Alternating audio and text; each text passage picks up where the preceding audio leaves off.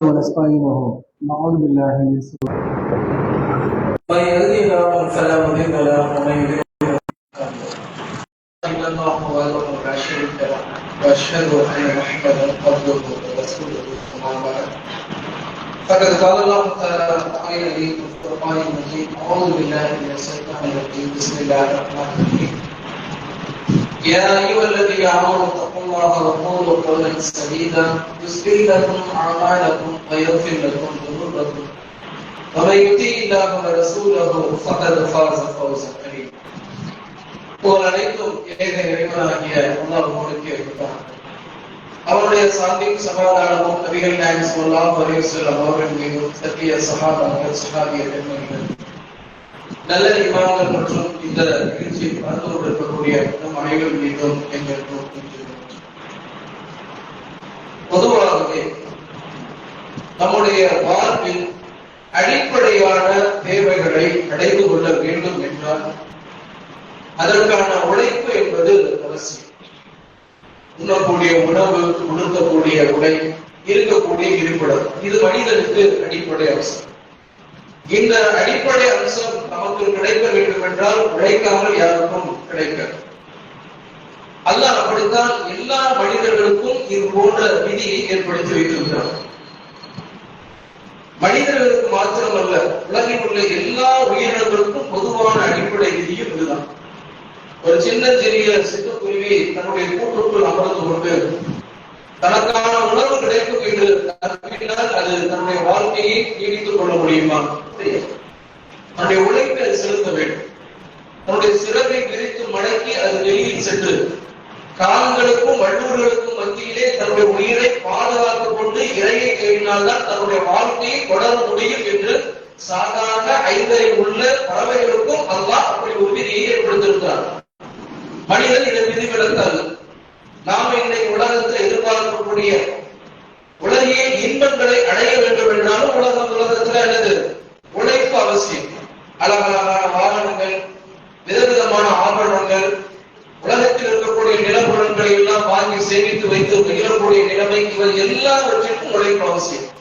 உழைக்க வேண்டும் என்றால் கஷ்டப்பட்டுதான் ஆகும். கஷ்டப்படாமல் உலக வாழ்க்கையே இல்லை என்றால், கஷ்டப்படாமல் மறுமை கிடைக்குமா? மறுமையில் சோழம் கிடைக்குமா? இந்த உலக வாழ்க்கை என்பது முடிவரக்கூடிய வாழ்க்கை. 60 அல்லது 70 வருடங்களில் ஒரு மனிதன் வாழக்கூடிய வாழ்க்கை. அதிகபட்சமாக யாரோ சில விதிவிலக்கால் 100 வயதை அடையலாமே தவிர நபிகள் நாயகம் ஸல்லல்லாஹு அலைஹி வஸல்லம் அவர்கள் இந்த சமூகத்திற்கு சொன்ன வயதே 60 இருந்து 70 தான்.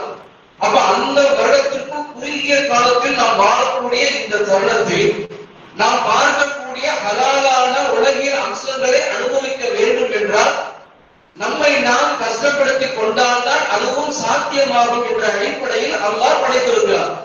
திருமறை அல்லாஹ் சொல்றார், எல்லாருக்கும் தெரிஞ்ச ஒரு சூரா அஷ்ஷரக் என்று சொல்லக்கூடிய அத்தியாயம், சின்ன சூரா தான். எளியது கஷ்டத்துடன் தான் இருக்கிறது அல்லாஹ் சொல்றோம். கஷ்டம் இல்லாமல் எளிமை இல்லை. நம்மோட சொன்னவங்க துன்பமும் இன்பமும் சேர்ந்துதான் வரும். இரவு பகல் சேர்ந்து வருவது போல, மேலும் வெள்ளமும் சேர்ந்து இருப்பது போல துன்பமும் இன்பமும் தான். ஆனால் இந்த உலகத்தில் நாம் அனுபவிக்கக்கூடிய துன்பம் நிரந்தரம் அல்ல, நாம் அனுபவிக்கக்கூடிய இன்பம் நிரந்தரம் அல்ல. எல்லா நாளும் மகிழ்ச்சியோடு விடுகிறதா? யோசிப்பார்கள். சில பேர் தங்களுடைய குடும்பம் சகிதமாக அல்லது கணவன் மனைவியாக ஏதேனும் ஒரு இடத்திற்கு மகிழ்ச்சியை நாடி வெளியில செல்வார். செல்வதற்கு முன்னாடி நல்ல பல திட்டங்களை எல்லாம் தீட்டி மகிழ்ச்சியோடு சந்தோஷத்தோடு வருவாங்க, போவாங்க. திரும்ப வரும்போது பார்த்தா சண்டை போட்டுக்கிட்டே வருவாங்க. நான் சொன்ன இடத்துக்கு நீ போல, நான் கூப்பிட்ட இடத்துக்கு நீ வரல, நான் சொன்ன ஹோட்டலுக்கு நீ வரல, உன்னோட வராத என் நண்பரோட போயிருந்தா நல்லா இருக்குமே, உன்னை கட்டி வாழ்ந்தது தப்பு, இதுல நான் உடனே கூட்டிட்டு போய் ஏன் சந்தோஷத்தை தொலைக்கணும் சொல்லி சந்தோஷத்தோடு போன மனிதர்கள் வரும்போது சண்டையோடு வருகிறார்கள் இல்லையா? இப்ப இயல்பு என்னன்னா இன்பமும் துன்பமும் அப்படித்தான், கஷ்டமும் நஷ்டமும் இயல்பானதோடு இணைந்துதான் அல்லாஹ் இந்த வாழ்க்கை அமைத்திருக்கிறார். அப்ப முடிந்துவிடக்கூடிய ஒரு வாழ்க்கையில் நாம் வாழ வேண்டும் என்றால், நமக்கு விரும்பியதை செய்ய வேண்டும் என்றால், நமக்கு இந்த உலகத்தினுடைய இன்பங்களை அனுபவிக்க வேண்டும் என்றாலும் கூட அதற்கு கஷ்டப்பட வேண்டும் என்றால் முடிவுறாத வாழ்க்கை, வறுமை என்பது முடிவுறாத வாழ்க்கையாக அல்லாஹ் சோழத்தை பற்றி சொல்லும் பொழுதும் நரகத்தை பற்றி சொல்லும் பொழுதும் சாலினி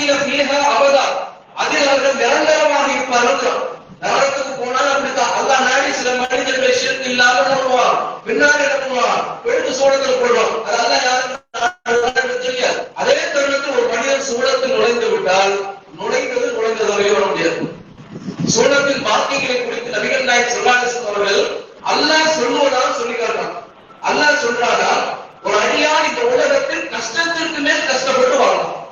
அவ்வளவாய் கஷ்டப்பட்டு யாரும் வாழ அவ்வளவு கடும் துன்பத்தில் காலாகி வாழ்ந்த அவனை அல்லாஹ்வுடைய சூழத்தில் கொண்டு போய் சேர்த்ததுக்கு பின்னாடி இந்த சூழத்தை பார்த்தவுடன் அல்லாஹ்விட்ட கேட்பானா, எப்போ உலகத்துல கஷ்டப்பட்டீங்க, அந்த சிரமம்லாம் எப்படி இருந்துச்சு கேட்கும் பொழுது அவன் சொல்லுவானா, நானா உலகத்துல கஷ்டப்பட்டேன், அவ்வளவு கஷ்டப்பட்டிருந்தான்.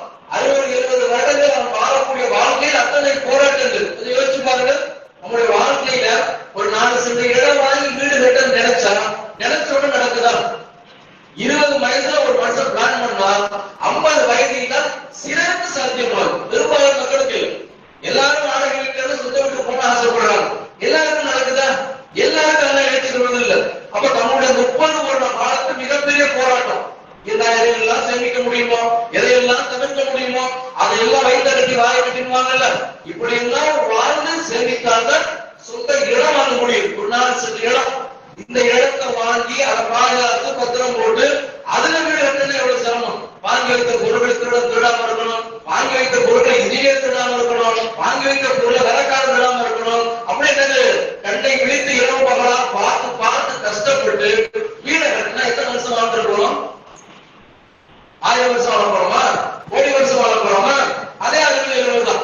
50 வயசில் வீடை கட்டி சாதித்த மனிதனாக இருந்தாலும் கூட 60-70 ஆண்டுகள் முடிந்து போய்விடக்கூடியது. அப்ப இவ்வளவு கஷ்டப்பட்டு இந்த உலகத்தில் அவன் தனக்கான இன்பங்களை சேர்ந்திருக்கிறான் என்றால் சூழத்துக்குள் போன மனுஷன் சொல்லுவானா, நானா கஷ்டப்பட்டேன் கேட்பான். அப்படி என்றால் அவனுடைய கஷ்டங்களை மறக்கக்கூடிய அளவிற்கு அல்லாஹ்வுக்காக சூழத்தில் வாக்கியங்களை வழங்கி இருக்கிறார். ஒரு சாதாரண உலகத்துல ஒரு அதிசயமான ஒன்றை பார்த்து நம்ம ஸ்டண்டா இருக்கிறோம்ல, அப்படியே ஒரு மாதிரி நம்மளையே வெயிட் பண்ண விட்டுறோம். உலகத்துல இது வரைக்கும் நான் பார்த்ததே இல்லை அப்படிங்கிறோம். ஒரு சாதாரண ஒரு ஹில் ஸ்டேஷன் போனா அங்க இருக்கக்கூடிய பசுமைகள், புல்வெளிகள், அருவிகள், ஆறுகள் இவற்றை பார்க்கும்போது மனம் லயிக்கிறது.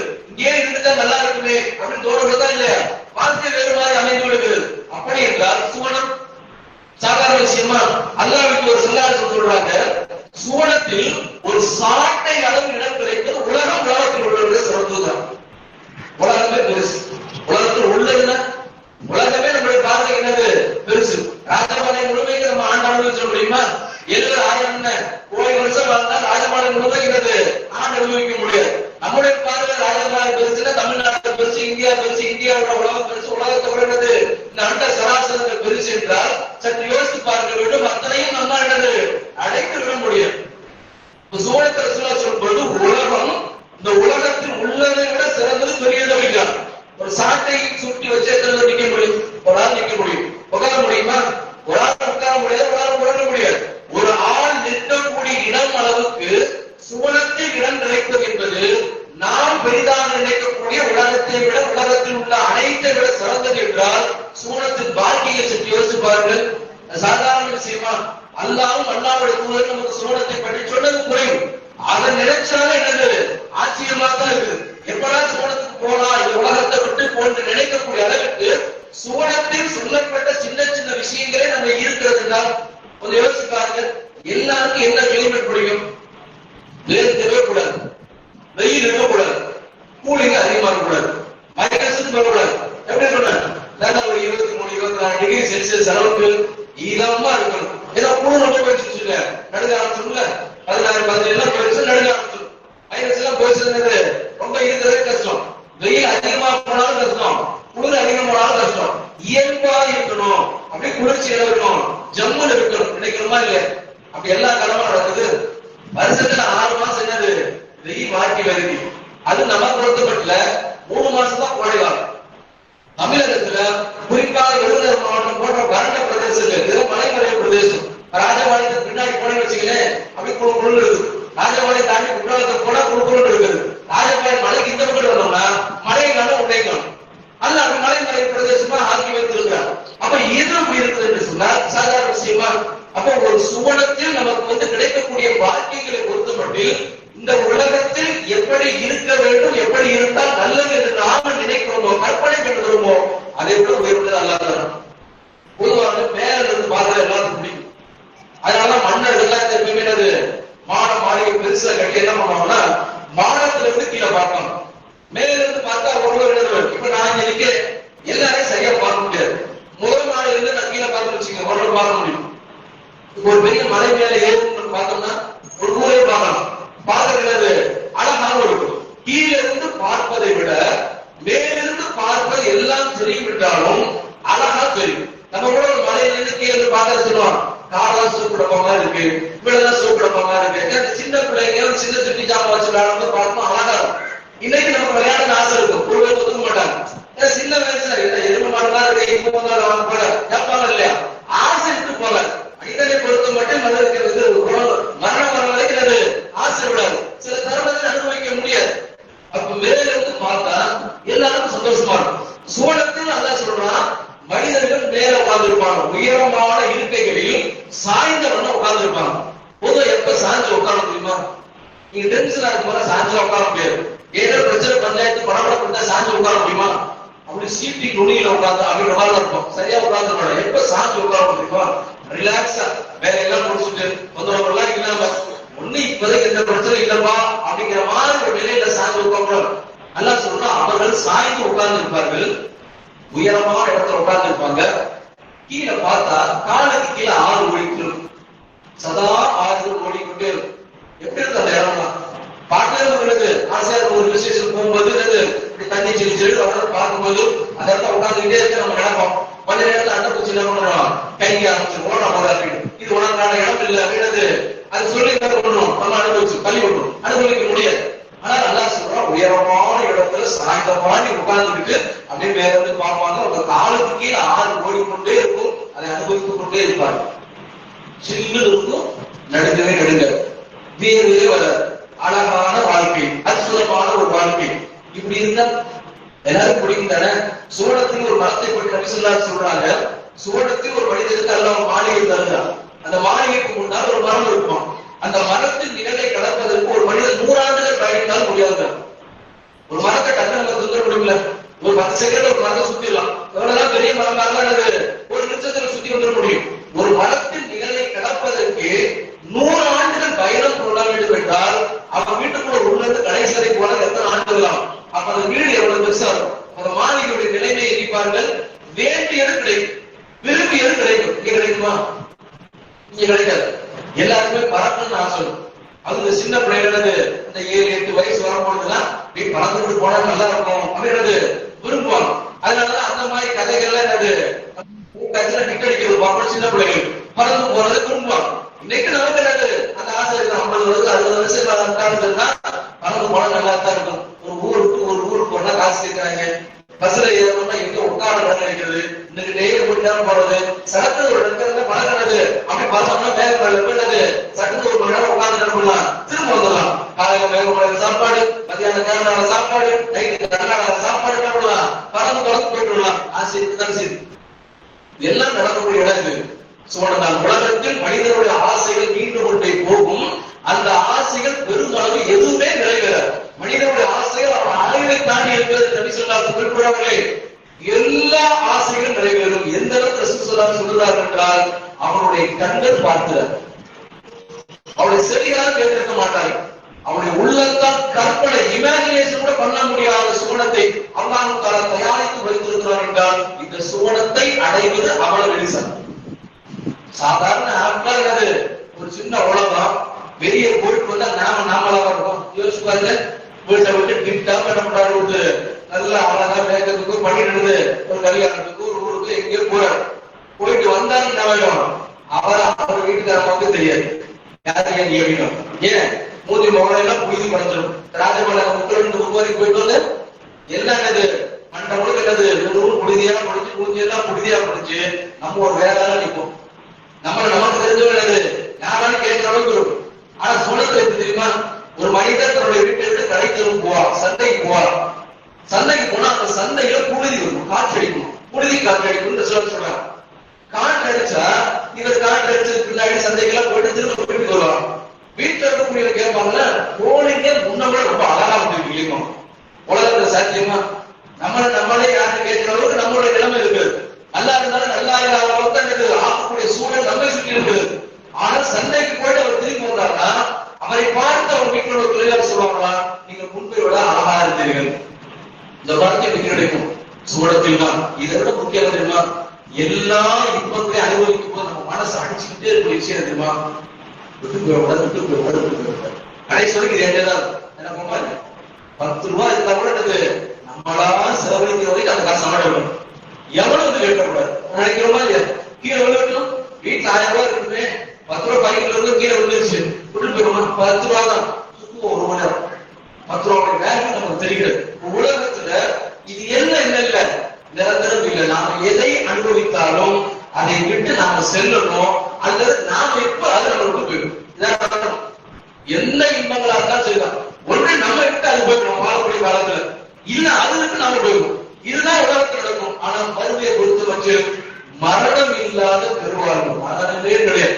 இதுதான் மனுஷன் இன்னைக்கும் சயின்டிஸ்டுகள் ஆய்வு செய்து மட்டை பித்துக் கொள்ளக்கூடிய ஒரு விஷயம் என்னது, மரணம் இல்லாமல் மனிதனால் வாழ முடியுமா, மரணத்தை வெல்ல முடியுமா அப்படின்னு சொல்றாங்க. ஆய்வுகள் செய்து கொண்டே இருந்தாலும் அல்லாஹ் அப்படி ஒரு வாழ்க்கையை ஏற்படுத்தி தரவில்லை. மனிதனுக்கு அல்லாஹ் தந்த இயற்கையான வாழ்வு என்பது ஆதம் அலைஹிஸ்ஸலாமிலிருந்து கடைசி மனிதன் வருகிறது. அவன் படைத்திருக்கக்கூடிய எல்லா மரணத்தை தருவான். குல்மன் அலேஹாப்பான், அவன் மட்டும்தான் உணர்வு. உலகத்தில் என்னது எல்லாம் அழிந்து போகும். அல்லாஹ் அவனுடைய நாட்டம் என்னது, அவன் எதையெல்லாம் படைத்திருக்கிறானோ உயிரற்று எல்லாம் அழிந்து போகும். அப்போ உலகம் அழிந்து போகக்கூடியது. மறுமையில் நாம சோழத்துல நுழைஞ்சிட்டா அந்த வாக்கியங்களை விட்டு நாம் வெளியே வர மாட்டோம். யாரும் பிடிக்கிறாங்களோ அப்படின்லாம் பயப்பட மாட்டோம். யாரும் நமக்கு தெரியாம எடுத்துட்டு போயிடுவாங்களோ அப்படிலாம் பயப்பட தேவையில்லை. ரொம்ப ரிலாக்ஸா, ரொம்ப அழகா அதில் நுழைந்தவர் தான் அதை விட்டு வெளியே வர மாட்டார் என்றால் அப்படிப்பட்ட சுவனம் லேசா கிடைச்சிருக்கோம். ஒருத்தர் வேலைக்கு போகணும், நல்ல ஒரு அதிகாரியா ஆகணும். அரசாங்கத்துல அதிகாரியா ஆகணும் நினைக்கிறது. கிடைச்சா நடத்தணுமா, முயற்சி எஃபர்ட் போடணும், நிறைய படிக்கணும், எக்ஸாம் எல்லாம் நல்லா எழுதணும், நல்ல மதிப்பெண் பெறணும். அப்படி இருந்தா தான் நம்ம முடியும், அப்ப சக்சஸ்ஃபுல்லா வர முடியும். அப்படி இல்லை முடியாது. ஒரு சிறிய விஷயங்களை நாம் அனுபவிக்க வேண்டும் என்றால் அதற்கு உழைப்பு, கஷ்டங்கள், சிரமங்கள் இவற்றை எல்லாம் சகித்துக் கொண்டுதான் நம்ம இருக்க வேண்டும். வீட்டுல உட்கார்ந்து இருக்கிறோம், நல்ல சாப்பாடு, பிரியாணி சாப்பிடணும்னு நினைக்கிறோம், செய்யறதுல கடையில போயிடுறது, எல்லாத்தையும் வாங்கிட்டு வரணும். வாங்கிட்டு வந்தாலும் என்ன பண்ணுவோம், எல்லாத்தையும் தனித்தனியா பிரிச்சு என்ன பண்ணுவோம், எதையெல்லாம் எப்படி வெட்டி எல்லாம் சேர்க்கணுமோ இதெல்லாம் சேர்த்து உழைத்து அந்த தருணத்தில் கஷ்டத்தை ஏற்றுக்கொண்டாங்களா ருசியான சுவையானது பிரியாணியே சாப்பிட முடியும்.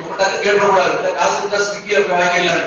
ஸ்விக்கி கரெக்டாக அரசாங்கம் அது முடியாது. ஸ்விக்கிங்க எங்க ஒரு காசு பொருள் எல்லாம் நடந்தா தானே, விவசாயம் நடந்தா தானே, விவசாயம் நடக்கணும், விளைச்சல் வரணும், அறுவடை செய்யணும், அறுவடை செஞ்சதுக்கு மொத்த இடத்தை கொண்டு வரணும், மொத்த இடத்தை கொண்டு வந்து டீலர் கொண்டு வரணும், டீலருக்கு ரீட்டைல் கொண்டு வரணும், ரீட்டைல் கரெக்டா வச்சிருக்கணும். நம்ம கைக்கு வரும். இவ்வளவு விஷயங்கள் இருக்கிறது, எல்லாவற்றிலும் பல விஷயங்கள் இருக்கிறது. இந்த உலகத்தில் ஒன்றை பெற வேண்டும் என்றால் அதற்காக கஷ்டப்பட வேண்டும் என்ற மரபை நம்மால் மாற்ற முடியாது என்றால் மிக மிக அழகிய வாழ்வான நிரந்தரமான எல்லா விஷயங்களும் நாம் நினைக்கக்கூடிய அத்தனையும் நடக்கக்கூடிய சுவனத்தை அடைவது அப்பொழுது லேசு அல்ல. அல்லாஹ் குர்ஆன் சொல்றான், இது இருக்க லேசெல்லாம் கிடையாது. ஹசித்தும் அன் ததுகுலு ஜன்னா, ரொம்ப எளிதாக நீங்கள் சுவனத்தில் நுழையலாம் என்று நினைக்கிறீர்களா அப்படின்னு ஒரு கேள்வி வைக்கலாம். யாரை பார்த்து கேள்வி வைக்கலாம்? காஃபிகளை பார்த்து இல்ல, முஸ்லீம்கள். ஏன்னா முஸ்லீம்கள் நம்ம எப்படி நம்புறோம் தெரியுமா, நம்பிக்கை கொண்டால் சுவனம் உண்டு அப்படின்னு நம்ம நம்புறோம். அல்லாஹ் நம்புறோம். அல்லாஹ் சொல்லக்கூடிய 6 விஷயங்கள் என்ன பண்றோம், அல்லாஹ் சொன்னா நம்பியாச்சு. நம்மள சுவனம் நம்ம நினைக்கிறோம், நம்மள டெமரட்டா சுவனம் தான். ஆனால் எடுத்துள்ள சுவனம் கிடைக்காது, உடனே சுவனம் கிடைக்காது. அல்லாஹ் முஸ்லிம்களாகிய நம்பிக்கை கொண்ட அம்மா பார்த்தா சொல்றான், சுவனத்தில் நுழைவதற்கு ஈஸியாக நுழைந்து விடலாம் என்று நீங்கள் நினைக்கிறீர்களா? புரியவே முடியாது.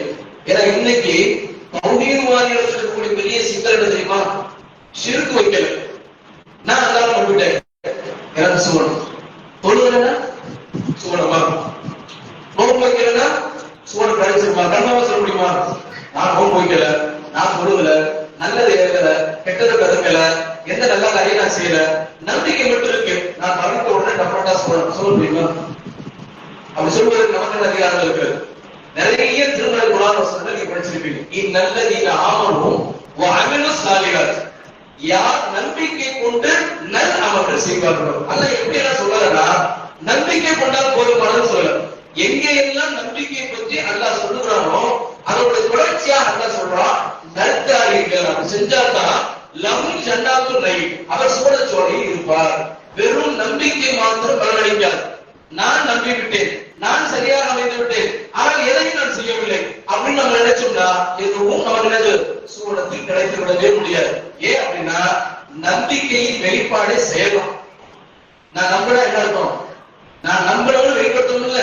நான் நம்பிட்டேங்க, அல்லாஹ் அவரோட தான் நம்புறேன், அல்லாஹ்வோட தூதத்தை தான் தூதர் நம்புறேன், மறுபடியும் வாழ்க்கை நம்புறேன், விதி இருக்கு நம்புறேன், எல்லாம் இருக்கு நம்புறேன்.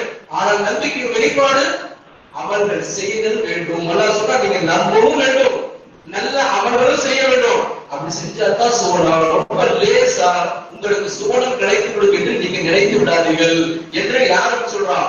முஸ்லீம்களாகிய நமக்கு சொல்றான். முஸ்லீம்கள் நான் தௌஹீத்வாதி, நான் ஷிர்க் வைக்கல, நான் தர்காவுக்கு போல, நான் கண்ணீரை நம்பல, சூனியத்தை நம்பல, எனக்கு சொர்க்கம் அப்படின்னு நாம் நினைத்து விட முடியாது.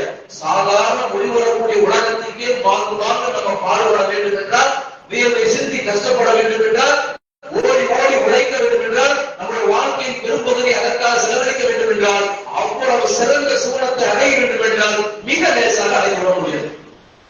லேசு நம்ம நினைச்சிட கூடாது. அல்லாஹ் கேட்கிறான், நீங்க நினைச்ச உடனே சூழத்தை போக முடியுமா? அப்படிலாம் போக முடியாது. வலம்மா யகலமில்லா உள்ளதீன ஜாஹதும் மின்கும், உங்களில் தியாகம் செய்பவரை அல்லாஹ் அடையாளம் காட்டாமலும், வஅலம ஸாபிரின் பொறுமையாளர்களை அடையாளம் காட்டாமலும் நீங்கள் சூழத்தில் நுழைய முடியாது. என்ன செய்யணும்? அல்லாஹ் சொல்றான், நீ நம்பினா மட்டும் போடாது, நற்காரியங்களில் நீ என்ன பண்ணணுமா? உன்னை தியாகம் செய்யணும். உனக்கு ஏற்படக்கூடிய கஷ்டங்களின் மீது நீ பொறுமையா இருக்கணும். உன்னுடைய பொறுமையும் உன்னுடைய தியாகத்தையும் நான் அடையாளம் காட்டாமல் மறுபடியும் உனக்கு சூழத்தை தரமாட்டேன் அல்லாஹ் சொல்றான் என்றால் அவரது லெஸ் அல்ல. சூழல் அவ்வளவு எளிதாக கிடைத்துக் கொள்ளக்கூடியது. யோசித்து பாருங்கள், நம்முடைய வாழ்க்கையில் சூழத்திற்காக எவ்வளவு தியாகங்களை செஞ்சிருக்கும். பெரும்பாலும் நம்ம என்ன நினைப்போம்னா, நாம உழைக்கிறது தியாகம் தானே. குடும்பத்திற்காக பொருளாதாரம் ஈட்டுவது, காலையில இருந்து சாயங்காலம் வரை கடையில உட்கார்றது, வேலைக்கு போறது, இதெல்லாம் தியாகம் ஒரு ஆண் நினைப்பார். ஒரு பெண்ணை கொடுத்தவங்க கணவன் பிள்ளைகளை கஷ்டப்பட்டு நான் வளர்த்துறேன், என் வாழ்க்கையே பிள்ளைகளுக்கு அர்ப்பணிச்சிட்டேன், இது ஒரு தியாகம் அப்படின்னு நான் நினைப்போம். இதெல்லாம் தியாகம் இல்லை. நம்மை சுற்றி இருக்கக்கூடிய எல்லா உயிரும் அப்படித்தான். நானும் நம்முடைய பிள்ளைகளை பேணி பாதுகாக்கிறது மாதிரி ஒரு குருவியும் தன்னுடைய பிள்ளைகளை குட்டிகளை பேணி பாதுகாக்க செய்து அதற்கு என்ன அறிவுரை கொடுக்கிறதோ அதற்கு எவ்வளவு காலம் அதை வைத்துக் கொள்ள முடியுமோ அது வரைக்கும் அதற்கு குணமாற்றம் இருக்குது. ஒரு சின்ன காகம் நம்முடைய குருவியை கொடுத்துருமா, அவ்வளவு பெரிய வல்லூராக இருந்தாலும் அவரோட சண்டைக்கு காப்பாற்ற முயற்சி. ஒரு கோழியை பத்திரிகையில சின்ன குஞ்சா இருக்கும், அவ்வளவு பெரிய காக்காவோ வளர்ந்து வரும் பொழுது தன்னுடைய இயல்பை மீறி நிலைப்படுவது சண்டை இருக்குதா இல்லையா? இப்ப இது எல்லாத்துக்கும் இயல்பு. எல்லா உயிரினங்களுக்கும் தங்களுடைய அடுத்த சந்ததிகளை வளர்க்கக்கூடிய விஷயத்தில் இயல்பான ஒன்றாகத்தான் அமைந்திருக்கிறது. அதை நான் செஞ்சதால நான் அல்லாஹ்வுக்காக யாரும் செஞ்சுட்டு யாரும் செய்ய முடியாது. உலகத்துக்காக நாம் உழைத்திருக்கிறோம் என்றுதான் பொருள். அல்லாஹ்வுக்காக தியாகம் நம்ம செஞ்சிருக்கிறோமா அப்படின்னு யோசிச்சு பார்த்தா நம்முடைய வாழ்க்கை அது ரொம்ப ரொம்ப குறையும். யோசிச்சு பாருங்கள், நபிமார்கள் போல தியாகங்களை நாம் செய்திருப்போமா? அவர்கள் போல சோதனைக்கு ஆளாகப்பட்டிருப்போமா? அவர்கள் போல பொறுமையாக இருந்திருப்போமா? அன்னை ஆயிஷா ரலியல்லாஹு அன்ஹா நபிகள் நாயகம் ஸல்லல்லாஹு அலைஹி வஸல்லம் சொல்றாங்க, அல்லாஹ்வின் தூதரே, உஹது போரை விட நீங்க எந்த தருணத்தில் அதிகமாக சோதனைக்கு உள்ளாக்கப்பட்டீங்க? நமக்கு எல்லாம் தெரியும். உஹது போர்ல தான் ரசூலுல்லாஹ் பாதிக்கப்பட்டார், பல் உடைக்கப்பட்டுச்சு, ரத்தம் வந்தது, இதெல்லாம் நமக்கு தெரியும். அது சொல்லி ரசூலுல்லாஹ் ஆயிஷா ரலியல்லாஹு கேட்கிறாங்க, உஹது போர்க்களத்தை விட அதிகம் உங்களுக்கு சோதனை உண்டாக்கப்பட்ட இடம் எது கேட்கும்போது நபி ஸல்லல்லாஹு அலைஹி வஸல்லம் சொன்னார்கள், உங்களுடைய சமுதாயத்தை, ஆயிஷா ரலியல்லாஹு அன்ஹாவுடைய ஃபேமிலியை சொல்றாங்க, அவங்களுடைய சமுதாயத்தை சொல்றாங்க, அவர்கள் எனக்கு நிறைய துன்பங்கள் செய்தாங்க. அதுல பெரிய துன்பம் எது தெரியுமா? அகபாருடைய நாளில் நான் அடைந்த துன்பம் தான். ரசூல் ஸல்லல்லாஹு அலைஹி வஸல்லம் மதீனாவிலிருந்து தாயிஃபுக்கு போறாங்க. தாயிஃப்ல போய் தாயிஃப் நகருடைய தலைவரான கினானா அவரை போய் சந்திச்சு சொல்றாங்க, இஸ்லாத்தை எடுத்து சொல்றாங்க. அல்லாஹ்வுடைய தூதர் சொல்றாங்க, அல்லாஹ் தான் ஒருவன், நான் அல்லாஹ்வுடைய தூதர் அப்படின்னு சொல்றாங்க. அவங்க ரசூலுல்லாஹ் நினைச்ச மாதிரி பதில் சொல்லல, ரசூலுல்லாஹ்வுடைய மார்க்கத்தை ஏற்றுக்கொள்ளவும் இல்லை. மாறாக ரசூலுல்லாஹ்வுக்கு கடுமையான துன்பங்களை கொடுத்தாங்க. சாதாரண துன்பம் அல்ல, எந்த துன்பம் என்பது வரையறை செய்யப்படவில்லை. சின்ன பிள்ளைகளை கொண்டு கல்லெடுத்து அடிச்சாங்க அப்படிங்கிறது லைஃபான செய்தி. அதாவது சாதாரண குடும்பமான செய்தி என்னன்னா, நபி ஸல்லல்லாஹு அலைஹி வஸல்லம் அவர்கள் தங்களுக்கு பதிலளிக்கப்பட்ட நிலையில தாயிஃப் நகரத்துடைய எல்லையான கர்மசாலிக் வரைக்கும் வரும் பொழுது நினைவு இழந்தவர்களாக சொல்றாங்க. இங்க வந்த ஊர்ல இருந்து அந்த தாயிஃப்ல இருந்து அவருடைய எல்லை வரைக்கும் நம்ம எங்க போறோம், எந்த இடத்துல இருக்கிறோம் தெரியாத அளவுக்கு நபிகள் நாயகம் ஸல்லல்லாஹு அலைஹி வஸல்லம் நினைவு இழந்தவர்களாக அந்த இடத்துக்கு வருவாங்க. தனக்கு மன நேரம் பார்க்கறாங்க, நிலம் தெரியும். மலைக்கு மேகம் இருக்குது. என்னதான் பார்க்கிறோம், அப்பதான் ரசூலுல்லாஹ்வுக்கு நினைவு வருகிறது. பார்த்தா ஜிப்ரீல் இருக்கார். ஜிப்ரீல் ரசூலுல்லாஹ் சொல்றாங்க, அல்லாஹ் என்பதிலே உங்கள் சமுதாயம் உங்கள் கணிக்கப்படுவதில்லை அல்லாஹ் அறிந்து கொண்டார். அவர்களை தண்டிப்பதற்கு அல்லாஹ் உணவு தூக்கி வழங்கியிருக்கான். நீங்க நினைச்சா தண்டிக்கலாம், நினைச்சா விடலாம். இதோ மலைகளுக்குரிய வானம் இருக்கிறார்கள் என்று மலைகளுக்குரிய வானங்களை அறிமுகப்படுத்தார். மலைகளுக்குரிய வானம் ரசூலுல்லாஹ் ஸல்லல்லாஹு அலைஹி வஸல்லம் நீங்க சொல்லுங்க, இந்த ரெண்டு மலைகளுக்கு இந்த ஊர் அப்படி நசிக்கிறார். நபி ஸல்லல்லாஹு அலைஹி வஸல்லம் அவர்கள் ஆராய்ச்சி சொன்னார்கள், அப்படி வேண்டாம், இவருடைய சந்ததிகள் அல்லாஹ் நாடினால் இஸ்லாத்தை ஏற்றுக்கொள்வார்கள். இன்றைக்கு தாயின் தரம் கௌமி தரமா கௌமியவாதிகளுடைய நகரமா இருக்கிறத நம்ம பார்க்கிறோம். அப்ப ரசூல் ஸல்லல்லாஹு அலைஹி வஸல்லம் அவ்வளவு துன்பப்பட்டார்கள். மனிதன் நபி ஸல்லல்லாஹு அலைஹி வஸல்லம் கேட்டார், அல்லாஹ் தூதரே, இந்த உலகத்தில் அதிகம் சோதனைக்கு உள்ளாக்கப்பட்ட மனிதர் யார்? அது அன்பியா ரசூல் சொல்றாங்க, நபிமார்கள் தான். சும்மா அம்சம் அம்சம், அதற்கு பிறகு அவரை போன்றவர்கள் அவரை போன்றவர்கள் தான். உலகத்தில் அதிகமான சோதனைக்கு உள்ளாக்கப்பட்டவர்கள் நபிமார்கள். நபிமாருடைய ஈமானை போல் இருக்கக்கூடியவர்கள் அடுத்த நிலையிலிருந்து சோதனைக்கு உள்ளாக்கப்பட்டார்கள்னா நபிமாருக்கு மாதிரி நமக்கு சோதனை வந்தார். உதாரணத்துக்கு நம்ம ரசூலா எடுத்துக்கோங்க. ரசூலா பிறக்கிறதுக்கு முன்னாடி தந்தை இருக்கிறாங்க, பிறந்த 6 மாசத்துல தாயை இருக்கிறாங்க, அதற்கு பின்னாடி பாட்டனோட வளர்ப்பு இருக்கிறாங்க, பாட்டனாலும் அந்த காலத்துல இறந்து போயிறாங்க, அதற்கு பின்னாடி பெரிய தந்தை அமுதாரியோட பராமரிப்புல இருக்காங்க. கொஞ்ச நாள் ரசூல் ஸல்லல்லாஹு அலைஹி வஸல்லம் நிம்மதியா இருக்கிறாங்க, மனைவி எஜாரியா இருந்தாங்க, திருமணம் முடிக்கிறாங்க. அல்லாஹ் என்ன பண்றாங்க, 4 பெண் குழந்தைகளை 3 ஆண் குழந்தைகளை கொடுக்குறாங்க. 3 பேரும் இருந்தாங்க. ரசூலா வாழும் பொழுதே 3 ஆண் பிள்ளைகளையும் இறந்து போனாங்க. ரசூலா இருக்கும்போது, நபி ஸல்லல்லாஹு அலைஹி வஸல்லம் இருக்கும் பொழுது 3 பெண் குழந்தைகள் இறந்து போனாங்க. நம்முடைய பெண் குழந்தைகளுடைய பேரன் பேத்திகளும் நபி ஸல்லல்லாஹு அலைஹி வஸல்லம் உயிரோடு இருக்கும்போது இறந்து போனாங்க. ஒவ்வொருத்தராக தன்னுடைய வாழ்க்கையில் தனக்கு பின்னால் யாரெல்லாம் வாரிசாக இருப்பார்களோ நம்மை போல் சாதாரண மனிதராக நபி ஸல்லல்லாஹு அலைஹி வஸல்லம் நினைச்சிருப்பாங்க. ஆனால் அவர்களுடைய வாழ்க்கையில் அவருடைய வாரிசுகள் எல்லாம் அவருடைய கண்முன்னால் இறந்து கொண்டே போறாங்க. ரசூலுல்லாஹ் மரணிக்கக்கூடிய தருணத்துல கூட ரசூலுல்லாஹ் அல்லாஹ் என்ன முன்னேறி செய்யறாங்க தெரியுமா? பாத்திமா ரலியல்லாஹு அன்ஹா இருந்தாங்க. ரசூலுல்லாஹ் மரணிக்கும் பொழுது அவருடைய பிள்ளைகள் என்ற அடிப்படையில் பாத்திமா ரலியல்லாஹு இருக்கிறாங்க, அவருடைய பேரை அசூசில் இருக்கிறாங்க. பாத்திமா ரலியல்லாஹு அன்ஹா நீங்க இறந்த உடனே திரும்ப உங்களுக்கு பக்கத்துல கொடுவாங்க. அல்லாஹ் முன்னேறி செய்யும். ஒரு தந்தைக்கு எவ்வளவு மன வழிபாட்டில்ல, தந்தை உயிரோடு இருக்கும் பொழுது பிள்ளைகள் எல்லாம் இறந்து விடுகிறார்கள். ஒரு பிள்ளை ஒரு பெண் பிள்ளை தான் இருக்கிறது. அந்த பெண் பிள்ளை பற்றியும் அல்லாஹ்வுடைய தூதர் ஸல்லல்லாஹு அலைஹி வஸல்லம் அவர்கள் மரணமடையக்கூடிய தருணத்தில் சொல்லப்படுகிறது, உங்கள் பெண் குழந்தை நீங்கள் இறந்தவுடன் அவர்களுக்கு நாளை இறந்துவாங்க. அவ்வளவு மனவெளி யோசிப்பாங்க. அப்படி ஒரு சோதனை அல்லாஹ் தஆலா நம்முடைய வாழ்க்கையில் கொடுத்திருக்கிறார். ஒவ்வொரு மனிதனாக நமக்கு நெருக்கமானவர் பிரியமானவர் அப்படியே இறந்து கொண்டே போனார்கள். இந்த இலக்கை பார்க்கப்படுறார், அழுது கொண்டே அத்தனை நாட்கள் கழித்துக் கொண்டே இருக்கிறேன் அப்படின்னு சொல்லக்கூடிய மனிதர்கள் நம்ம எத்தனை பேர் அதை யோசிச்சு பாருங்க. நபிகள் நாயகம் ஸல்லல்லாஹு அலைஹி வஸல்லம் சொந்த ஊர்ல வாழ்ந்தாங்க. ஆயிரக்கணக்கான வருடங்கள் தன்னுடைய மூதாதையர்கள் ஊரான மக்காவில் வாழ்ந்த மனிதர்கள், ரசூலுல்லாஹை நேசித்த மனிதர்கள், ரசூலுல்லாஹை நம்ம எல்லாம் தலைமையை தூக்கி வைத்து கொண்டாடிய அதே மனிதர்கள் ஊரை விட்டு விலகினார்கள். தன் மார்க்கத்திற்காக உயிரை கையில் எடுத்துக் கொண்டு நபி ஸல்லல்லாஹு அலைஹி வஸல்லம் மதீனாவுக்கு வந்தார்கள் என்றால் கொஞ்சம் யோசிச்சு பாருங்க. அந்த மனவெளியை அப்படி ஒரு வழி விட்டார். ராஜபாளையத்தில் இருக்கும்போது நம்ம ஊரை விட்டு விரட்டாங்க. தமிழ்நாட்டிலே சொந்தம் இல்லை, இந்தியாவிலே சொந்தம் இல்லை, ஓடி பங்களாதேஷ் பாகிஸ்தானுக்கு நம்மை பிடித்து கொண்டு விரட்டினார்கள் என்றால் யோசித்து பாருங்க. எவ்வளவு வறுமை, எவ்வளவு வேதனை இருக்கும், எவ்வளவு அநியாயம் அது. நபி ஸல்லல்லாஹு அலைஹி வஸல்லம் நபியாக இருக்கிறார்கள், அல்லாஹ்வுடைய வேதத்தை கையிலே வாங்கியவர்கள், ஜிப்ரீலை கண் முன்னால் கண்டவர்கள், அவர்களை விரட்டுகிறார்கள். நபி ஸல்லல்லாஹு அலைஹி வஸல்லம் அவர்கள் பொறுமையோடு வந்தார்கள். அல்லாஹ் 8 வருஷத்துக்கு பின்னாடி தான் மக்காவுக்கு திரும்ப கொடுத்தான். நபி ஸல்லல்லாஹு அலைஹி வஸல்லம் அவர்கள் 53ஆவது ஆண்டில் உள்ள வரும்பொழுது 61ஆவது வயசுல நபி ஸல்லல்லாஹு அலைஹி வஸல்லம் அவர்கள் மக்காவை வெற்றி கொண்டார்கள். அத்தனை துன்பம். சரி, மதீனா வந்தாங்க, 10 வருஷம் நல்ல மாதிரி வந்தாங்களா? 10 வருடத்துக்கு மனிதன் 19 முறை சந்திச்சார்.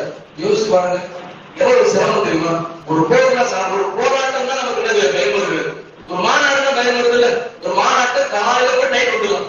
எவ்வளவு திருச்சி ஆகட்டும், சென்னை ஆகட்டும், அதிகபட்சம் சென்னைக்கு போனோம்னா என்னது 2 நாள் 2 இரவு ஒரு பகல். சென்னையில நம்ம திருச்சி மதுரை மாதிரி ஒரு நாள் போயிட்டு வந்துடலாம்.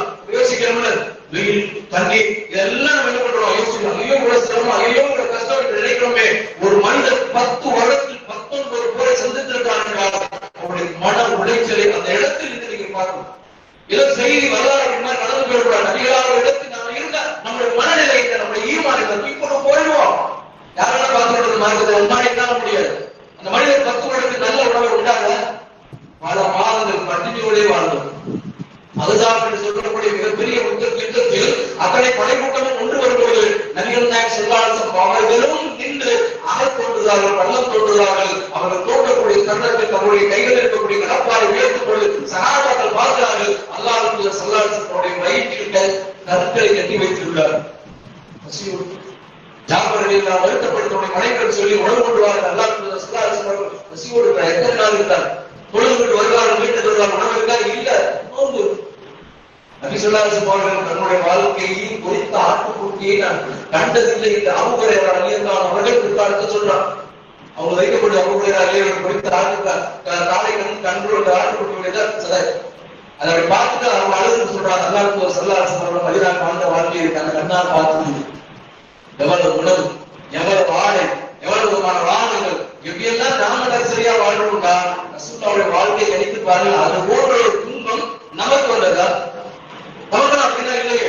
அதான் ரசூலுல்லாஹ் சொல்றாங்க, நபிமார்கள் தான் இந்த உலகத்தில் அதிகமாக சோதிக்கப்பட்டார்கள். அதற்கு அடுத்த நிலையில அவர்களை ஈமான் கொண்டவர்கள் நம்முடைய சம காலத்தில் கொஞ்சம் யோசித்து பாருங்கள். பாலஸ்தீன மக்கள் அனுபவிக்கூட அந்த துன்பத்தை கூட நாம் அனுபவிக்கிறோம்.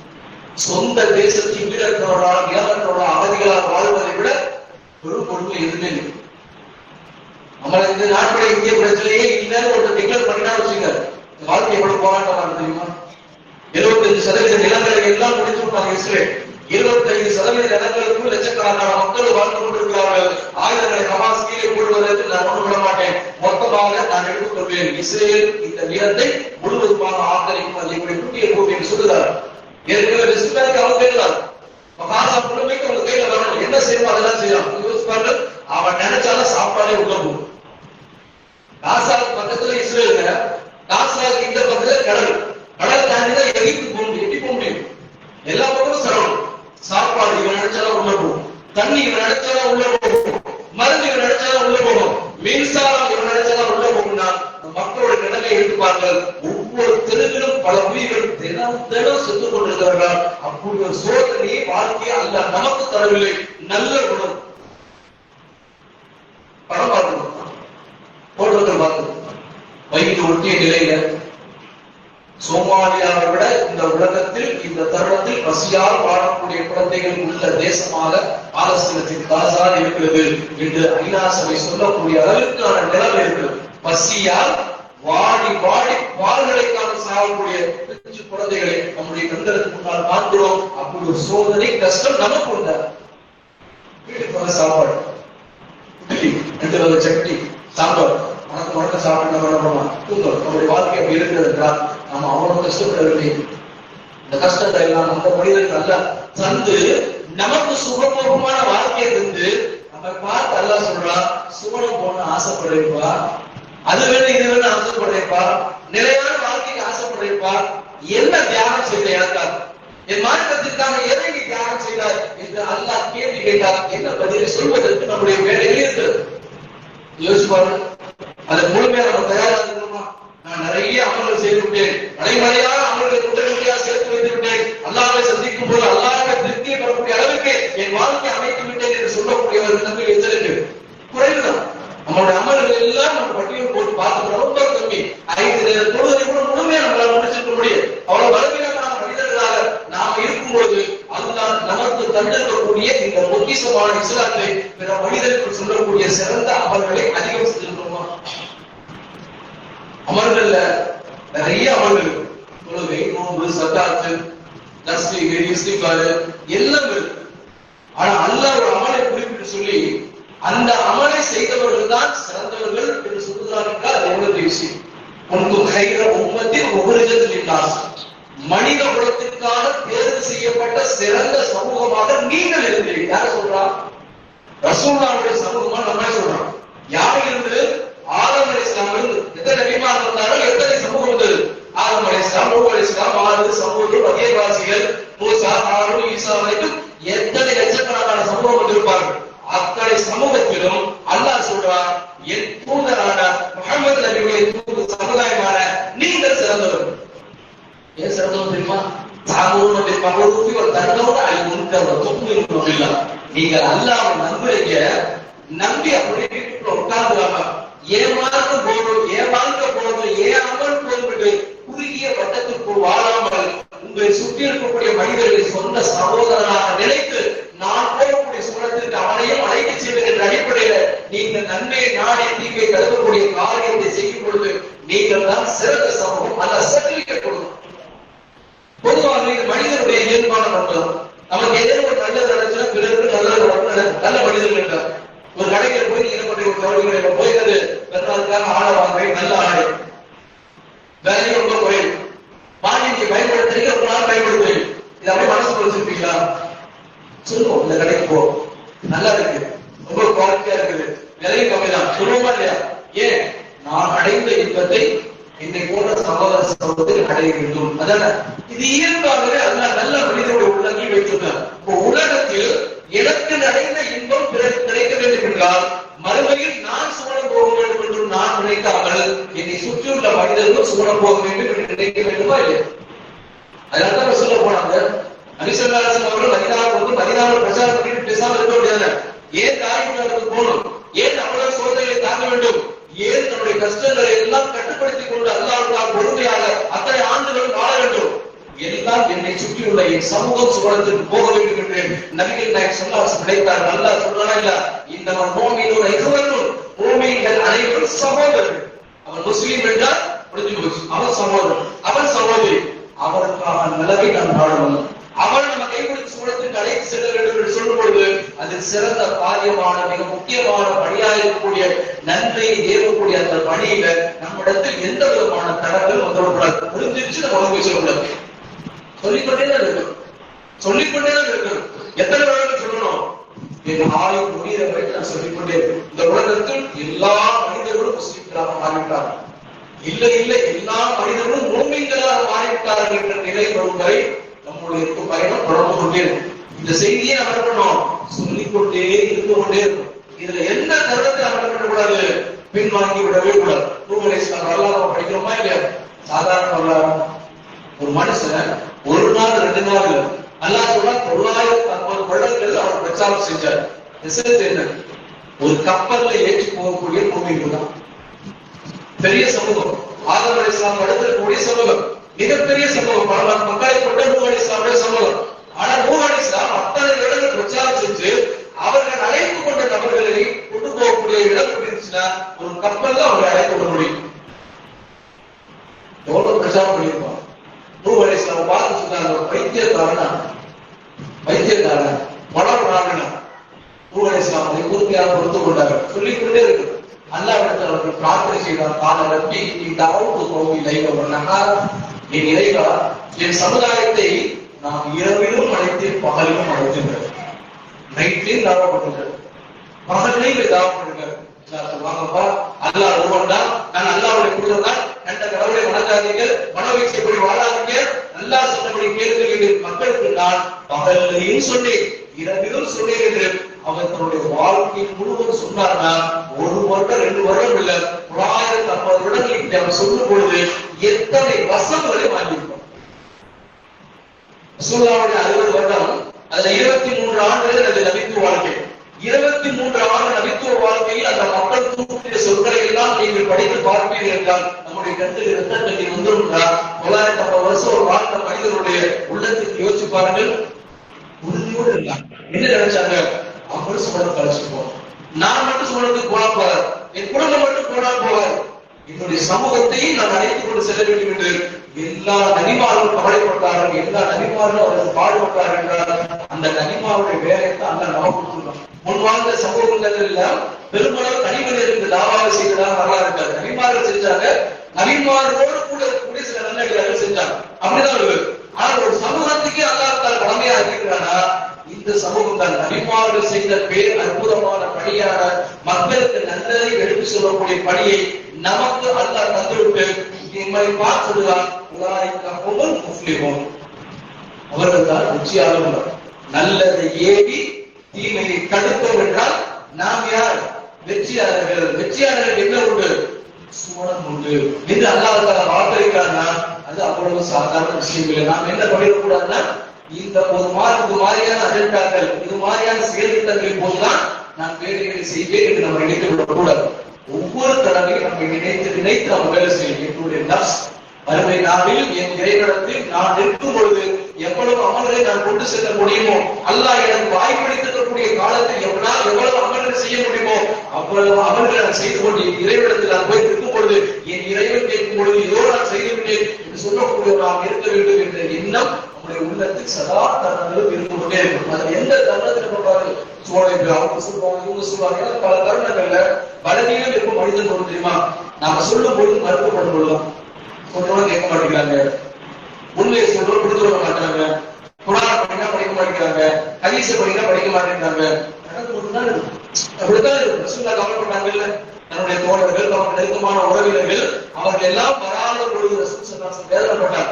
அல்லாஹ் சொல்றார், நீங்கள் அவங்களுக்காக வேதனைப்பட்டு உங்களை மாற்றிக் கொள்வீர்களோ, நீங்க அவங்களுக்காக கஷ்டப்பட்டு உங்களை நீங்களே இழந்துருவீங்களோ என்று நினைக்கக்கூடிய அளவுக்கு நபி ஸல்லல்லாஹு அலைஹி வஸல்லம் கவலைப்பட்டாங்கல்ல. தன்னுடைய பெரிய தந்தை தன்னை வளர்த்தவர், தனக்காக பாடுபட்டவர், அவர் இருக்கக்கூடிய காலம் வரைக்கும் நபிகள் நாயகம் ஸல்லல்லாஹு அலைஹி வஸல்லம் அவருடைய குறைஷ் தலைவர்கள் யாரும் ஒன்றும் செய்யவில்லை. அப்படிப்பட்ட அபுதாலில் இறந்து போய் முஸ்லிம்ஸ் வேதனைப்பட்டாங்க. என் பெரிய தந்தை எடுத்து சொல்லி நம்ம கேட்கவில்லையே, நபிகள் நாயகம் ஸல்லல்லாஹு அலைஹி வஸல்லம் வேதனைப்பட்டாங்க. சொல்லுவது நமக்கிடம். அல்லாஹ் தான் சொல்ற, நபியாக இருந்தாலும் எந்த மனிதனாக இருந்தாலும் நீ அறிந்து கொண்ட நல்லது, நீ அறிந்து கொண்ட சத்தியத்தை மறைக்காமல் சொல்வது ஒரு உயிர் கடமை. அவ்வளவுதான். இது எனக்கான என்னுடைய சோழத்துக்காக நான் நாளைக்கு சோழத்துக்கு போகணும்னா எனக்கு பக்கத்துல உள்ளவங்க சொல்லியான நல்லா கேட்கும் பொழுது நான் சொன்னேன் என்ற பதிலோடு நாம் என்ன பண்ணுவோம், மறுமை இறைவனை சிந்திக்க வேண்டும் என்றால் அது சில சங்கடங்கள் வரதான் செய்யும். சங்கடங்கள் வராத பார்க்க உண்டா? எதை நல்லது செஞ்சாலும் அது சங்கடம் வரும். நீங்க ஒரு கெட்டதை செய்யுங்க, உங்களுக்கு பெருசா விமர்சனம் செய்ய மாட்டாங்க. ஆனா அப்படித்தாங்க ஊரே அப்படித்தாங்க. வரதட்சணை வாங்க பார்த்து யாருக்கும் அநியாயக்காரன் சொல்றாங்க.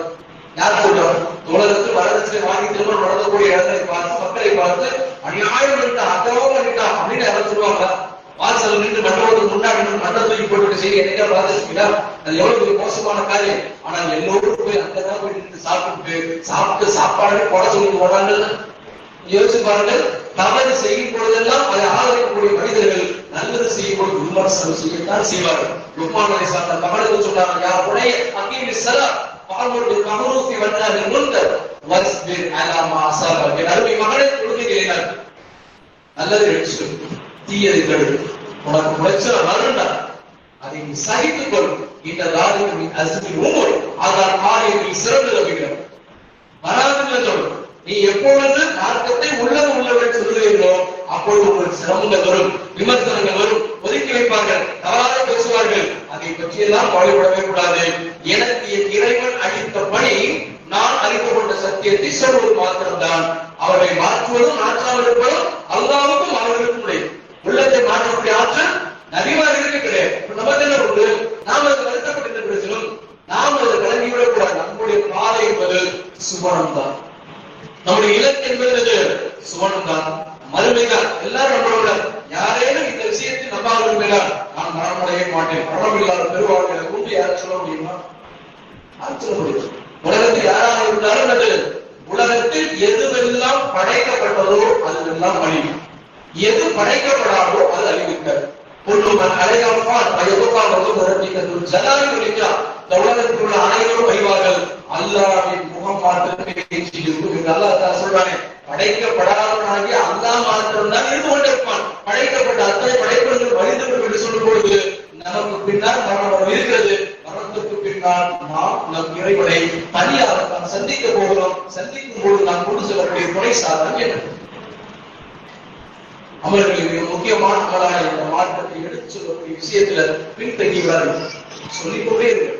என்ன சிரமம் தான் என்னது சொல்லிக்கொண்டே பார்த்து கொண்டுதான் நம்ம இருக்கிறோம். இன்னைக்குள்ள சமூகத்துல இளைஞர்கள் எப்படி இருக்காங்க? அறிவுரையே விரும்பாத ஒரு சமூகம் தான் இன்னைக்குள்ள ஆல்பா ஜெனரேஷன். பேர் வச்சிருக்கிற ஆல்பா ஜெனரேஷன் என்ன அப்படின்னா என்ன அப்படின்னா, எனக்கு எல்லாம் தெரியும் நோட் பேசுறேன், எனக்கு எல்லாம் தெரியும் நோட் பேசிய இந்த செல்போன் இருக்குல்ல, மொத்த செல்போன் கையில இருந்துச்சுன்னா உலகத்தில் உள்ள எல்லா விஷயம் எனக்கு தெரியும். அம்மாவா ஓட மாட்டேங்குது, அத்தாவா ஓட மாட்டேங்குது, மாமா மச்சான் ரிலேட்டிவ் யாரும் எனக்கு அட்வைஸ் பண்ணக்கூடாது. எனக்கு என் வாழ்க்கை அமைத்துக் கொள்வதற்கு தெரியும். தன் வாழ்க்கையில் உள்ள அத்தனை முடிவுகளும் அவங்க எடுத்தாலும் இல்லையா, தப்பு தவறுமாக போகிறதா இல்லையா, அவங்களை திருத்த வேண்டிய பொறுப்பும் கடமையும் மூமின்களாக நமக்கு இருக்கிறது. நம்முடைய இளைய சமூகம் என்பது அடுத்த ஒரு தலைமுறை. அல்லாஹ் இந்த மார்க்கத்தை சொன்னபோது சகாபாக்கள் நம்மோடு இருக்கட்டும் என்று நினைத்தால் நாம் முஸ்லிம்களாக இருப்போமா? இன்னைக்கு நாம யாராவது இருப்போம்? நாம ஒரு ராமசாமியாவோ நாம் ஒரு லட்சுமியாவோ நாம் இருந்திருப்போம். இன்றைக்கு நாம் ஒரு பூமிக்காக முஸ்லிம்களாக இருக்கிறோம் என்றால் அன்றைக்கு சகாபாக்கள் அடுத்த தலைமுறைக்கு எடுத்து சொன்னதான். நான் நல்லா போதும், எனக்கு தெரிஞ்சிச்சு, என்னோட வச்சுக்கிறேன் அப்படின்னு நினைக்கல. அவர்கள் பிறருக்கு எடுத்து சொன்னார். கடைசி தருணத்தில் அந்த வசனத்துக்கு வினாடி போது ரசூலுல்லாஹி எல்லா செய்தியும் சொல்லிவிட்டு மக்களுக்கு சொன்ன அற்புதமான செய்தி தெரியுமா?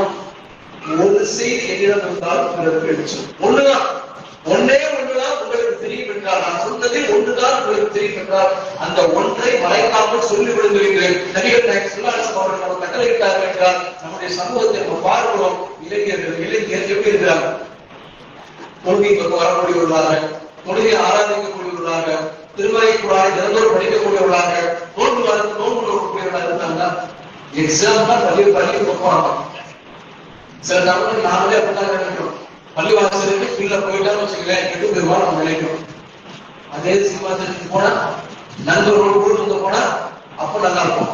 ஏன் உலகத்தை புரிஞ்சுக்கிட்டா, உலக வாழ்க்கைய மற்றவங்களா நடந்துக்கிறான்.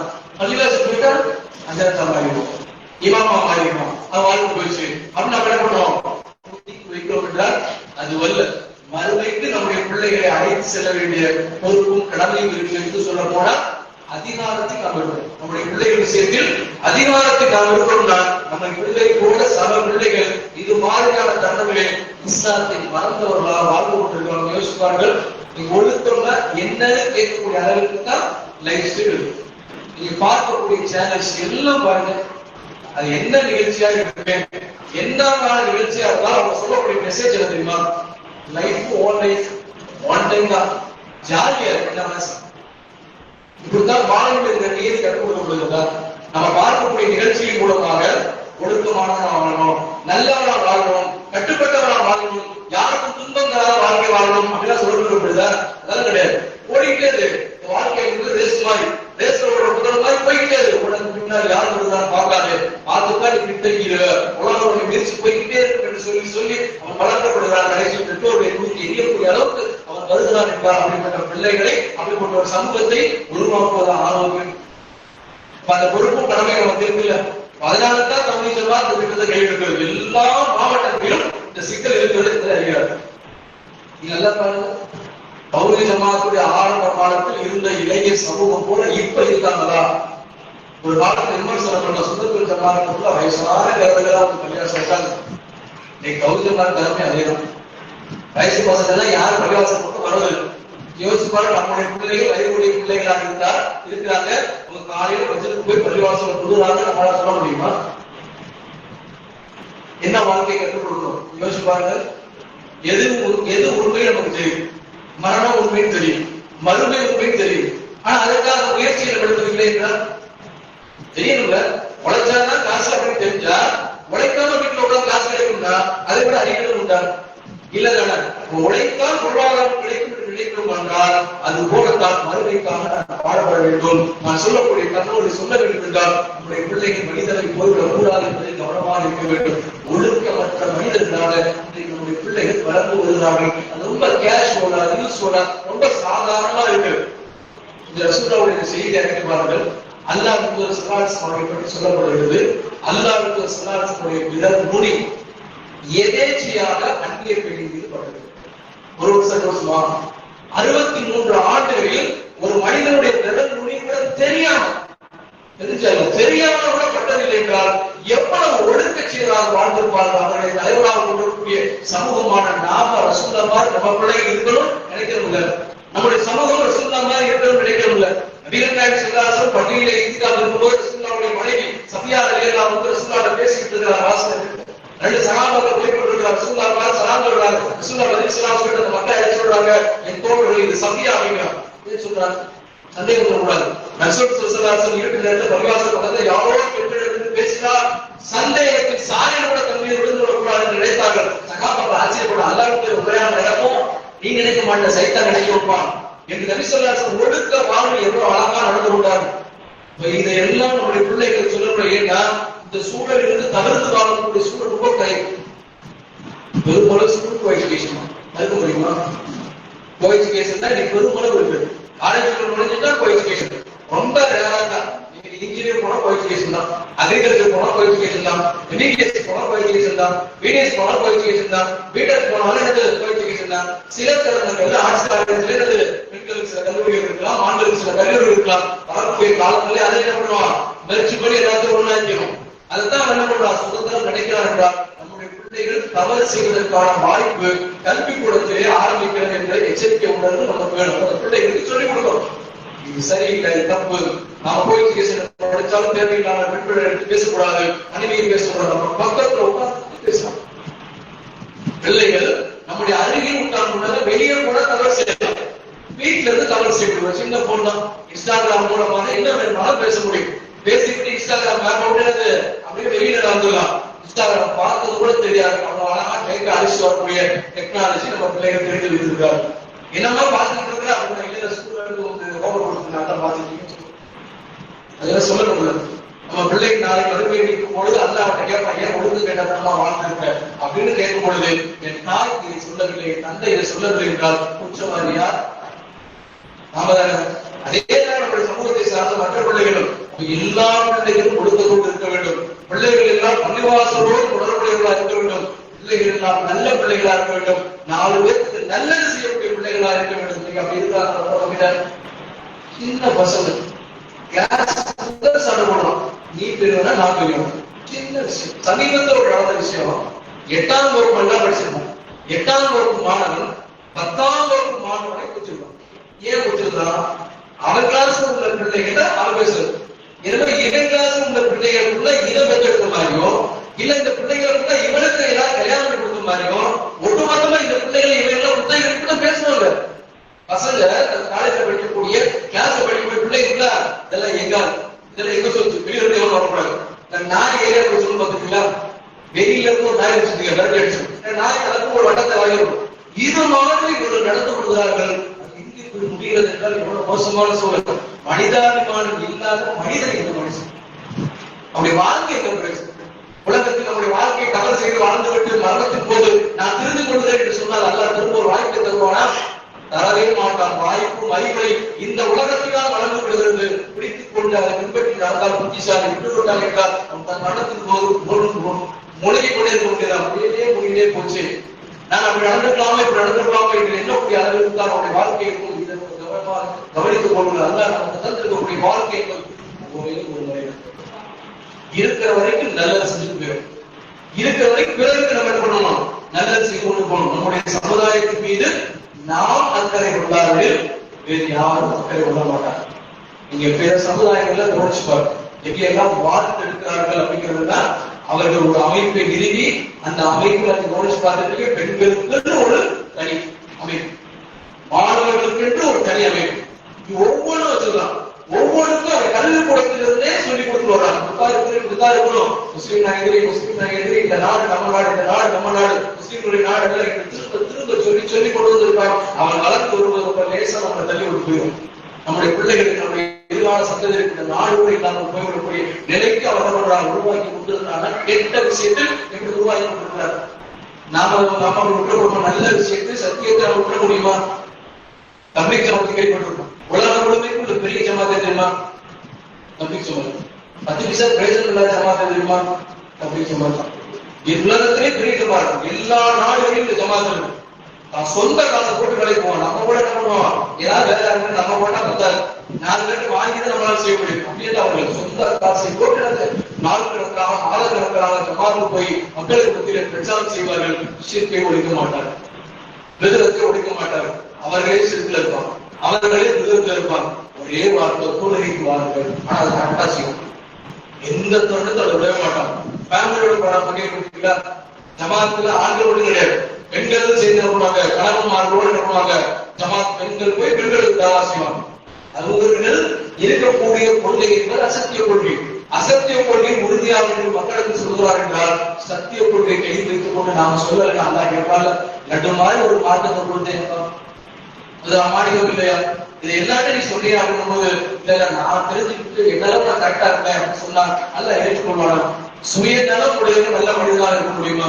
அப்ப நல்ல மனிதனாக இருக்க முடியாது, நல்ல மூவியாக இருக்க முடியாது. மூவியினுடைய பண்பை என்னது? பிற விஷயத்தில் அக்கறை காட்டுவதால் தீர்வும் நசிகாட்ட மார்க்கம் என்பதை நலனை அக்கறை காட்டுவது என்ற அழகான ஒரு இலக்கணத்தை நபிகள் நாயகம் ஸல்லல்லாஹு அலைஹி வஸல்லம் சொல்லி தந்தார் என்றால் இந்த இலக்கணத்துக்கு உரியவர்களாக நாம் இருக்கணும். சூழல் ரொம்ப கடினமாக போய் கொண்டிருக்கிறது. டெக்னாலஜி மூலமாக மனிதர்கள் கற்றுக் கொண்டிருப்பார்கள். டெக்னாலஜி மூலமாக எல்லா அநியாயம் நீங்க பயப்படாதீங்க. இன்னைக்கு AI சொல்லக்கூடிய ஆர்டிபிஷியல் இன்டெலிஜென்ஸ் அதை உருவாக்கியவரை பயப்படுகிறார்கள். இது ஒட்டுமொத்த மனித உலகத்தை ஆட்சி படைச்சு இல்லாத ஒரு மனிதனை AI மூலமா உருவாக்க முடியும். முடிக்காத இருக்கிற ஒரு மனிதனை தவறு செய்யறாலும் காண முடியும். நீங்களே வர முடியாது, நான் செய்யறேன்னு சொல்ல முடியாது. பெர்ஃபெக்ட்டா எல்லா விஷயங்களும் எல்லாம் மாறிச்சு, எல்லாமே இருக்கும். அவனுக்கு நான் என்னன்னா ஆதாரம் கொடுத்தாலும் சரிதான், நான் தவறே செய்யலுங்க மறுபடி ஆதாரம் ஏஐ மூலமா செய்ய முடியும் என்றால் இன்னும் மோசமான ஒரு காலகட்டத்தில் நம்ம வாழ்ந்து கொண்டிருக்கும். ரொம்ப கவனமாக நம்முடைய எதிர்கால தலைமுறையினரை நல்லது பக்கம் அழைத்து கொண்டு போறவங்களுடைய பொறுப்பு நம்மளுக்கு சொல்லிக்கிட்டே இருக்கு. ஒவ்வொரு வீட்டாரும் சொன்னாங்கல்ல, உங்களுடைய அதிகமாக தாவா செஞ்சிருக்கீங்க, உங்களை பற்றி அவ்வளவு அழகா நிர்வாகிக்கிறது சிலாகிக்கு சொல்லுவாங்கன்னா சாதாரண விஷயங்களா கிடையாது. நம்ம அவ்வளவு தூரம் முயற்சி செய்யறோம் என்றால் அல்லாஹ் செய்யறோம். கஷ்டம்தான், கஷ்டம் இல்லை, ஈஸியா சொல்ல முடியும். தாவா ரொம்ப ஈஸி, ரொம்ப சாப்பிடலாம். பல பிரச்சனை வந்தாச்சு. என்ன சொல்றீங்க, எங்களுக்கு சொல்றீங்க, எல்லாம் கேட்கதான் செய்வோம். சில சண்டே போடுவாங்க, நீங்க என்ன பெரியவங்க அல்லா பண்ண எங்களுக்கு சொல்றது என்ன இருக்கு அப்படின்னு என்ன பண்ணுவாங்க, என்ன சொல்லதான் செய்வாங்க. சகித்துக் கொள்ள நபிமார்கள் போல சபை நம்முடைய உள்ளத்தில் ஏந்தி அல்லாஹ் ஒருத்தர் அல்லாஹ்வுடைய முகத்துக்காக அப்படின்ற அடிப்படையில் நம்ம என்ன பண்ணோம், சொல்லிக்கொண்டே இருக்கத்தான் நம்மை சுற்றி உள்ள சமூகம் வெள்ள மாறும். நாம முயற்சி செய்யாதவரை அல்லாஹ் நம்முடைய சமூகத்தில் எந்த மாற்றத்தை உருவாக்க மாட்டாங்க என்று சொல்லும் பொழுது கால சூழலை அறிந்தவர்களால் நம்ம என்ன பண்ணோம், இந்த பணியில ரொம்ப கவனமாக சில கஷ்டங்கள் சில கஷ்டங்களாம் கொடுத்து கொண்டு கடந்த முறை எப்படி செய்தீங்களோ அதை விட கூடுதலாக என்ன பண்ணுங்க, மக்களை சந்திச்சு நிறைய மக்களை கொடுக்கணும். கேட்டுதான் இஸ்லாம் சொல்லுவோம். எல்லாத்தையும் படிச்சிட முடியும். 23 ஆண்டு வேலை செய்ய நான் ஒரே நாளில் இறந்து கொண்டே இருக்க முடியும். 4 ஆண்டுகள் செய்யும். அப்ப நம்ம சொல்லிக்கொள்ள சொல்லதான் இது இப்படிதான் இருக்கணும். மக்களுக்கு தெரியாது இஸ்லாம் என்றால் என்ன என்று தெரியாத மனிதர்கள் இருக்கிறார். ஷிர்கை ஷிர்க் என்று அறியாமல் செய்யக்கூடிய மனிதர்கள் செய்யலாம். விதல் செய்யக்கூடிய மக்கள் விதத்தை விதல் என்று அறியாமல் எல்லாம் நன்மையை விலகி செய்யக்கூடிய மக்களும் இன்னைக்கு என்னது அந்த ஊர்களில் வாழ்ந்து கொண்டிருக்கிறார்கள் சொல்லும் பொழுது அவர்களுக்கு நாம் எட்டி வைக்கக்கூடிய வேலையை ரொம்ப கவனமுடன் நம்ம என்ன பண்ணோம், சொல்லதான் பொறுமை விடும், நிதானமா கோபப்படாம தான் பேசுவோம். கடுமையா சில பேர் பேசதான் செய்வோம். பொறுத்து கொண்டு நாம் கோபப்பட்டு போயிடுச்சு. ஏன்னா சொல்ற சொல் எவ்வளவு முக்கியமோ அதை விட சொல்லக்கூடிய தொழில் முக்கியம். அதான் ஒரு விஷயம். நம்ம சிறுத்துக்கு பர்சென்ட் பண்ணாதீங்க, இந்த தவறு செய்யாதீங்க, ஒழுக்க காரியங்கள் சொல்லாதீங்க செய்யாதீங்கன்னு சொல்லும் பொழுது மென்மையா சொல்லணும், தன்மையா தான் சொல்லணும். அப்படி இல்லைன்னு ஒரு சில சொல்றாங்கல்ல, மென்மை நன்மையை நமக்கு ஏற்படுத்தும் அப்படிங்கிறோம். நவீனமான காரியங்களை நாம் செய்யும் பொழுதுதான் அது நம்மை நோக்கிறது. எல்லாரையும் வரவே அல்லாவே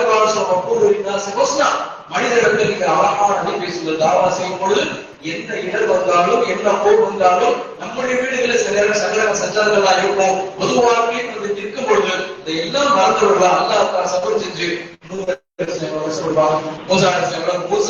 படுத்திய பாடலாம் வரலாறு படிச்சு பார்த்தோம்னா அப்படி பாடலாம் படுத்திருக்கோம்.